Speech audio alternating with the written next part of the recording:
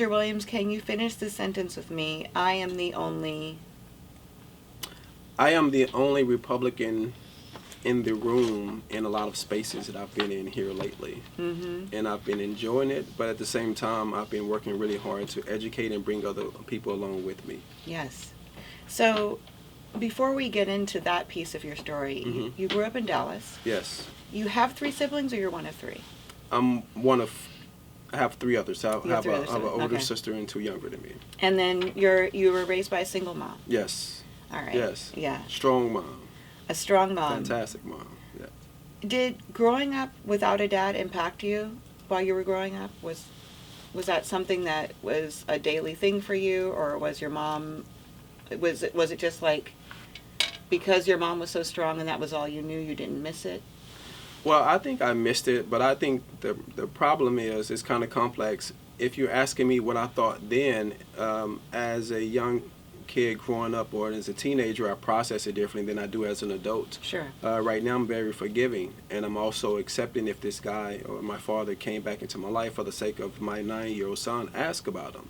And so I would love for him to have a relationship with him. Do I have one? No. Do I know who he is? No.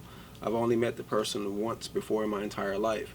And so back then, I feel like subconsciously it affected me greatly, because when you have absence in your home of a father, that's detrimental. That's a huge impact. But the reverse effect is that I made a commitment to myself. If I was ever blessed to have kids or a family or whatever, I would be the best dad, the opposite of the person that is my biological father. Yeah.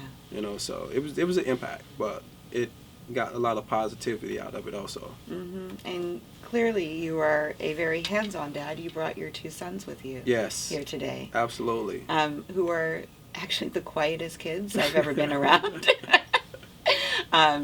But if you do hear them, they are Lord and Kalo. Kalo. Yes. Beautiful children. So thank you for blessing us with them Thank you. today. Thank you. You wanted your own church when you were growing up. Tell me about that. So my family was heavily into church, whether it be me going with my mother, whether it be going with my grandmother, my grandparents, or whatnot.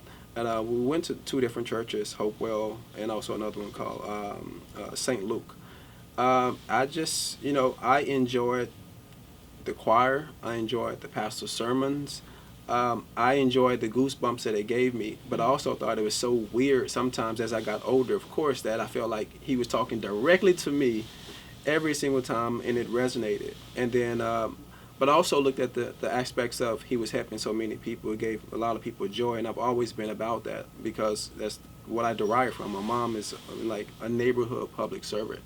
I've told this story once before where as a young kid, I would get ready to go to junior high school, and I would go in the living room, get ready to walk out the door, and there are 3 homeless people sleeping in our living room.